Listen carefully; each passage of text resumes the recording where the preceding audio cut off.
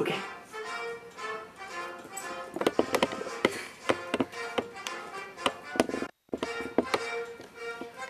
Hello, good evening, and welcome to this, the first and only debate for the presidential candidates here at the Gardner School Homeschool Academy.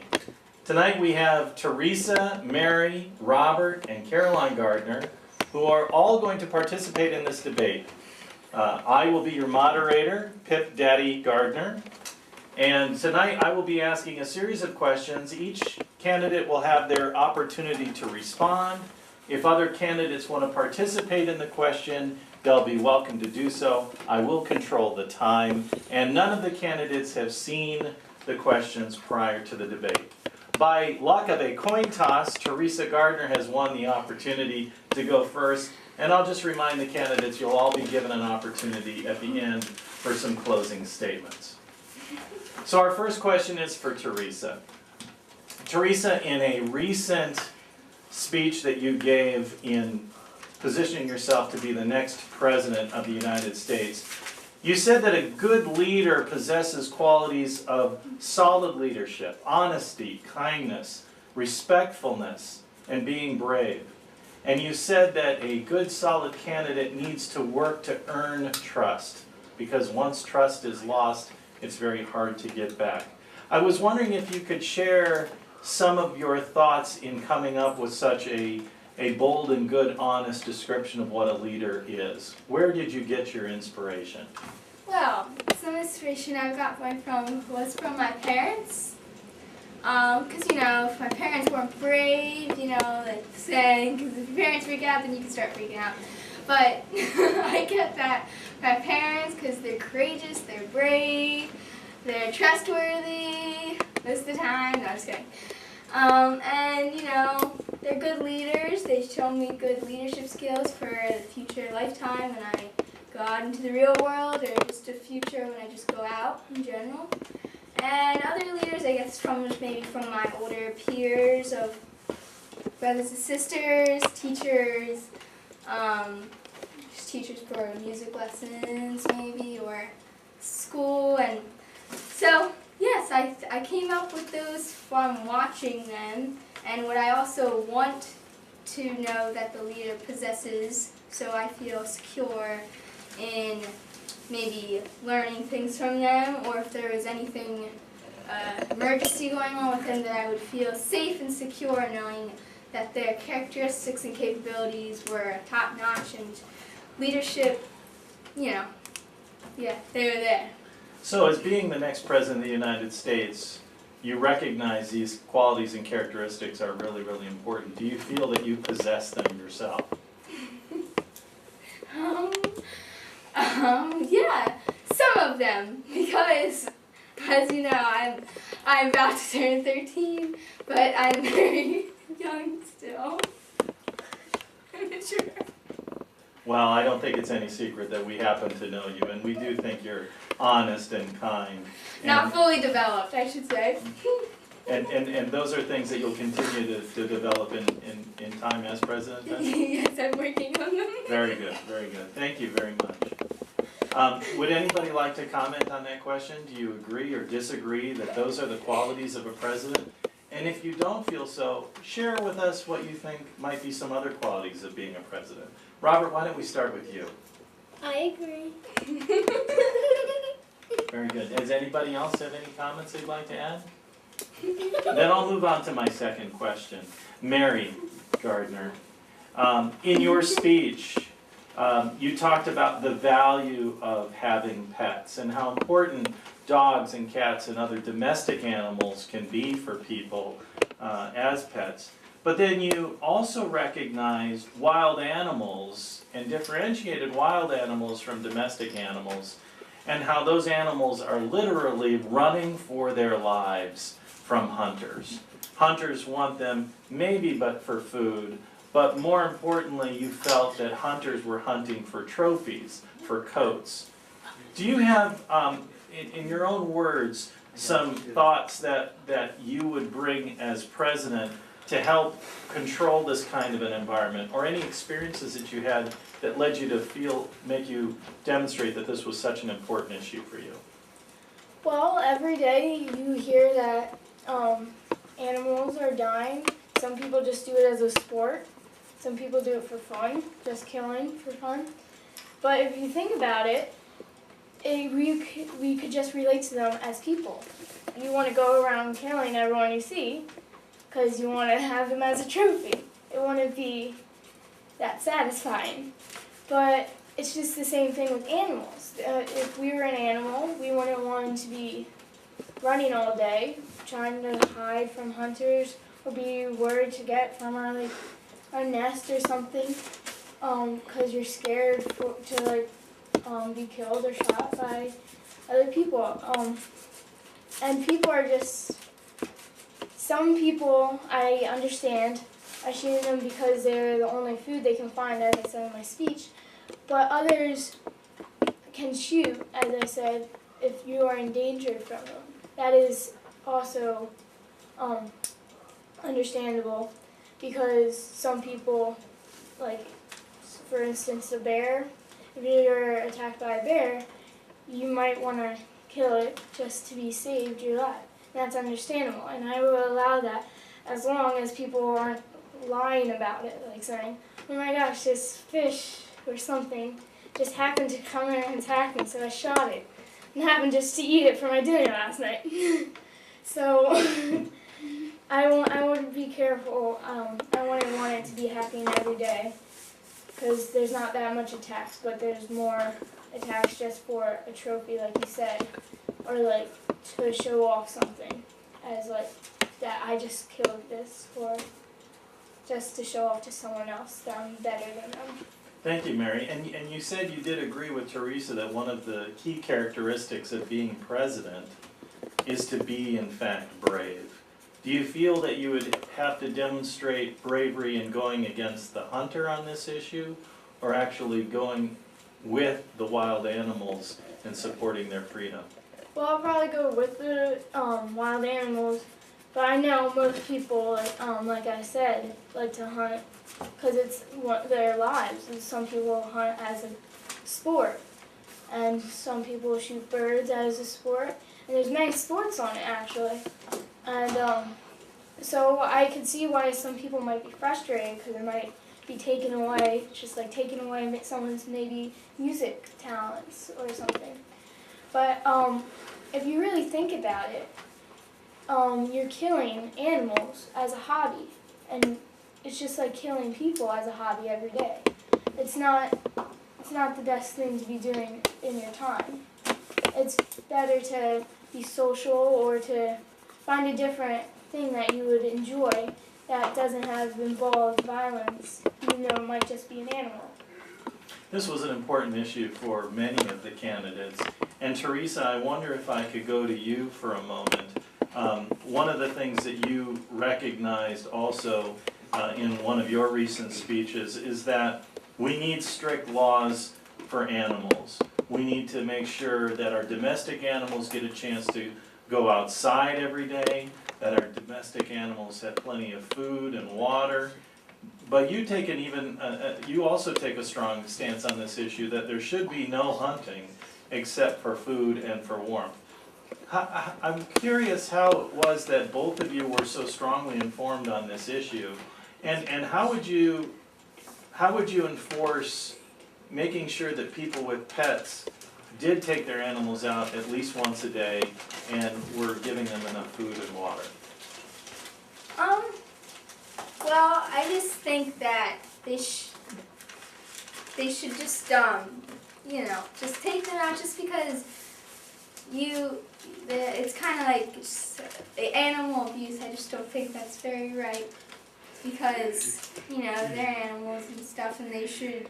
I was watching a show, and when they don't get taken out as much, they're just they get usually more unhealthy, and we create habits for ourselves, and I just don't think it's very healthy for these animals.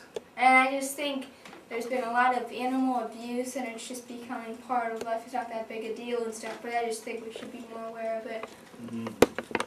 And Robert, you said the same thing. You said that people are treating their animals really badly. and we need to do more work to save the animals. I was wondering, what kinds of things would you do as president to truly save animals?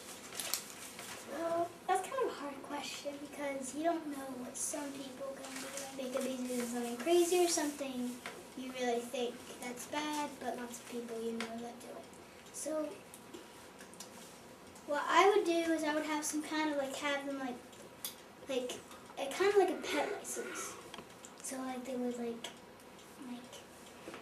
to get a pet, they would also have to go through some stuff to make sure they're worthy of owning a pet. And that's what I think I would do because that would prevent all things, not just things that we think in every day. Very good, very good. Caroline, I'll go to my third question, and this one is for you.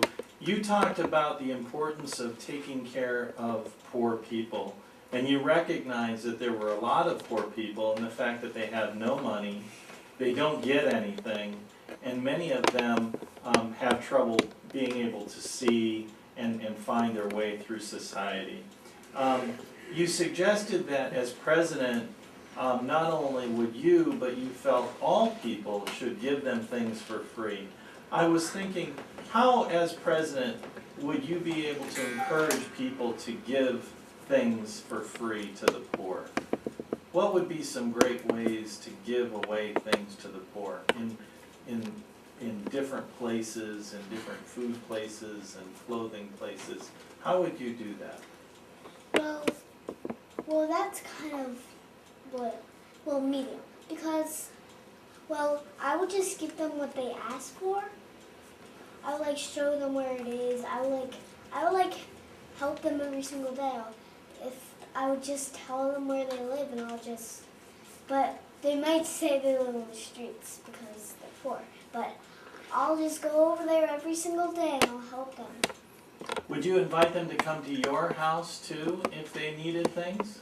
Yes, I would. I would actually invite them every night or every day. And as president, you have access to things like helicopters and airplanes and huge banquet halls at the White House. How could you use those things to help the poor? Well, by giving them it, and by giving them the things like helicopters and airplanes, and then bring them where they want to go. Very good, excellent. And Robert, just to follow up on that, you also mentioned that there are a lot of in a more, and maybe we're getting to the foreign policy portion of our debate now. There are many poor countries out there as well that you mentioned in your speech, and how we should take a bigger role in helping people from poor countries. I was wondering if you could share some ideas on how we could be helping people from poor countries. What could we be doing for them? Well, I want to make it the big thing, crazy ass, every family should pay $100. No, I think what we would do is we could have school little things where you we have a lot of that going on, but I thought we could have lots of school things just sending money, not just toys for Christmas for the kids. We could send some food and money and still toys to all the poor countries and to the poor people. Except we would do that a little more often, I was thinking. Very good. Here we are in New Jersey, and we have our own troubles of our own. And we're currently under a severe weather emergency. Some are saying that this current weather pattern could affect more than 50 million people across the Northeast. Tornadoes, hurricanes. Mary, you mentioned that these are the kinds of catastrophic events that lead to larger groups of poor people. And I'm wondering if you might be able to share with us some ideas about how we could help people who lose their homes, people that are less fortunate than us, and certainly people that have been devastated by these kinds of natural disasters. Well, even just people who already happen to be poor, they have no shelter. Most of them have no shelter. So during these, most of them die because of them, because they have no protection for them. So if I was president, I would be able to have a say to help for these people that can't really mention what's on their mind. But I will make sure there's, like in Philadelphia and most cities, there's more poor people. So I will make sure there they have good have good hospitals for them, and they make like I went to one place and they had this like little restaurant. I can't think of the name right now, but they would make it usually a school project for kids and even just more jobs for adults to just give free food to poor people who like happen to not have any food for that day or can't like find food for their own. And that would be, I would try to make sure that most places that have a big population of poor people and are known for them having lots on the streets and everything, I would make sure those cities and around those parts will have one of those. I would give out free food. And some poor people try to find, like, trying to get in touch with someone they know or something, but they don't have the money to get there if, like, a storm or something happens. So, like you said, like, hurricanes, tornadoes, earthquakes, or etc., like, might happen. They can't get in touch with those people because they don't have any transportation or contact available. So, as you said to Caroline, I will be able to, if I was president, I would be having the options of helicopters and everything. Well, I would make sure that these people, if they need like an air ticket or a plane ticket, that I make sure that they would get one, and they wouldn't have to go through a lot of trouble getting one and have to not pay the regular price or not even any price because they wouldn't be able.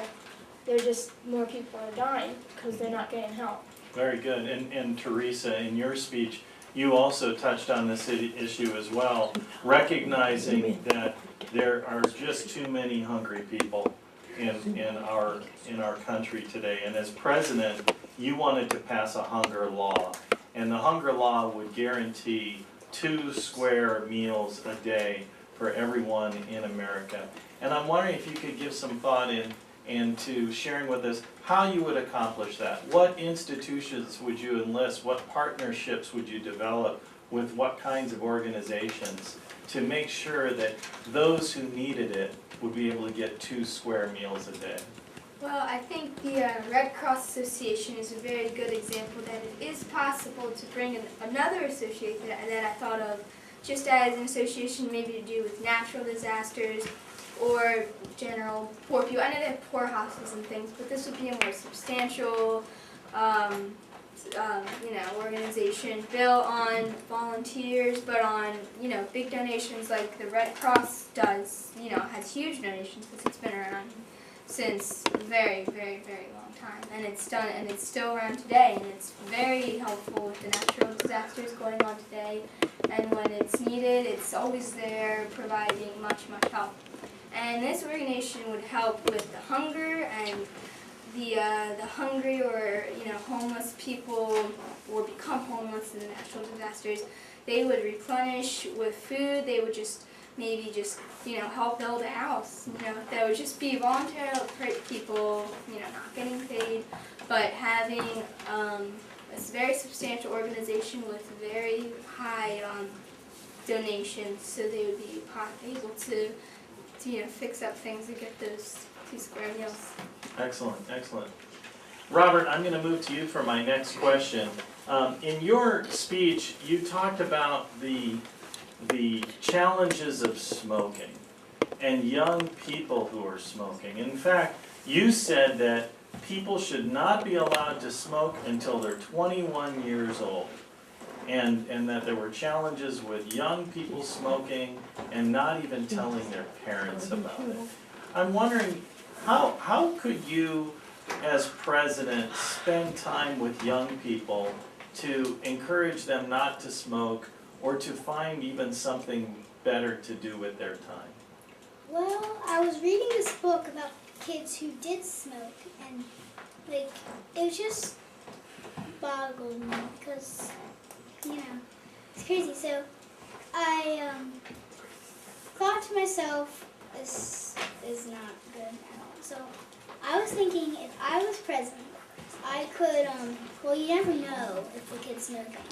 So I would go to I would go to states and like have speeches about it, talk to kids, and kids could, and I could go to schools if there's big problems there, and go to lots of places to talk about it, and say, and then like you want to be able to smoke until they're 21, so that would.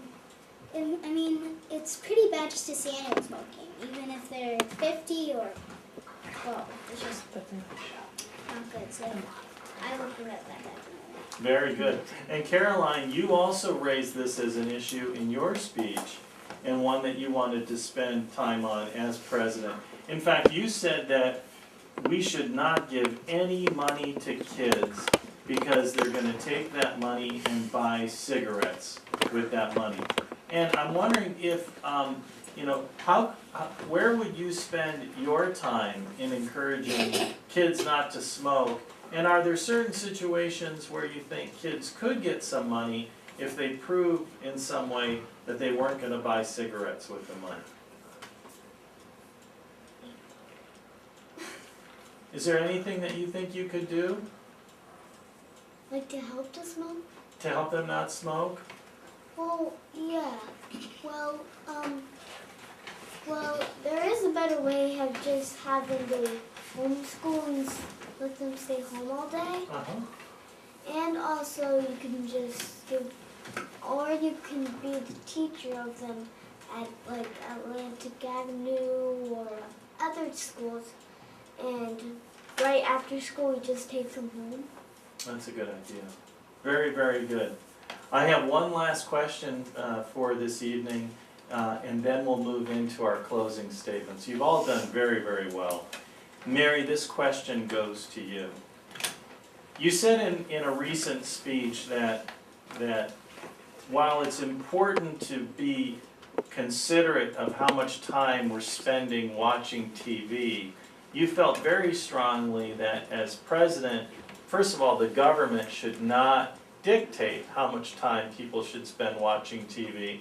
And as president, you'd make sure that the government couldn't limit TV. And you mentioned some specific situations where people needed to watch a little bit more TV. But as president, how do you think you would focus on balancing, not limiting the TV on the one hand for people who needed it, but on the other hand for people who are watching just too much TV, how to encourage them to watch less? Well, the reason why I stated against limiting TV is because there are some things that you might need to watch, as crazy as it might sound, but like in case like a storm or something, you might need to be updated on things. But as you said, there are some people that are just vegging on it non-stop. But well, it's like hard to pick out the individuals. You can't just state out a law for everyone to do it when there's only, say, half of the people doing it. It's like, it's unfair for the other half. So I wouldn't limit the TV, but I would limit some of the vulgar, inappropriate, or stuff on the TV that might not need people wasting their time on. Like different shows that aren't needed for families to watch, or even some older people to watch all the time. So I would try to limit those shows, but I would not limit the TV because it's your thing. You paid for it. The government didn't pay for it, so they can't limit it for something that you paid hundreds of dollars for. It's just like I don't know. It's just like saying something that you bought, and your friend tells you, "Oh, you can't use that." Because I said so. Mhm. You just can't use it. And they're like, "Well, we bought it. You didn't buy it. So why should they tell you what to do?" And with the stuff that you wasted your good money on. So I wouldn't exactly limit the TV like I said, because it's your things, but I would limit some of the stuff that people might be wasting their time on. That's not very important to everyday life. Very good. Okay, we have come to the end of our question and answer portion of our debate, and now we'll move into closing arguments. You'll each be given just a short, brief amount of time to give a quick, brief message as to why you should be president. And by coin toss and a game of jacks, we determined that Caroline would go first. So in a few comments, Caroline, please share with everyone in the audience why you should be president.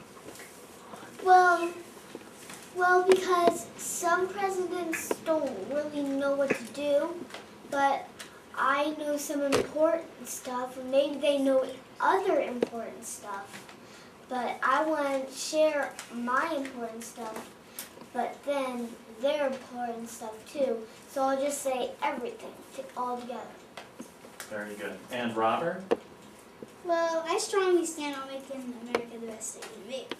So it would be an honor to be the president because, we have greatness, so we can show it. That's what I know I stand for. Excellent. And Teresa? And I just want to let you know that I would love to be a president because I want to hear you, and I want to hear what you have to say about the country. I want to hear what you have, your complaints, your comments, and I want to change the way things are around here and, make things improve and better because you can't stop ever making something the best it can be. There's always more to do, and there's always more you can fix, and there's always more you can do to make the world a better place. So vote for me. Very good. And Mary? I will try to help the wildlife and the endangered species, but I will also try to help if it was one of your sports, like your hobby. And I will try to upgrade try to make less poor people and upgrade our hospitals for them and their transportation. And I will also give you a say in your own things. Very good. And that brings us to the end of the 2012 presidential debates, brought to you live here from the Gardner Homeschooling Academy. I'd like to thank the Homeschooling Academy for hosting us here this evening, and I invite you all to vote. Have a say in our democracy. Good night, and God bless America. Yay!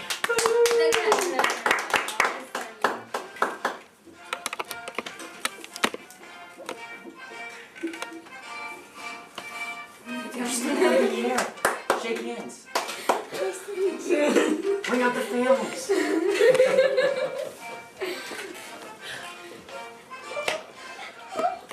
Andrew, go up there and shake hands. Here we have Vice President Biden. You want to say hi? Hey guys.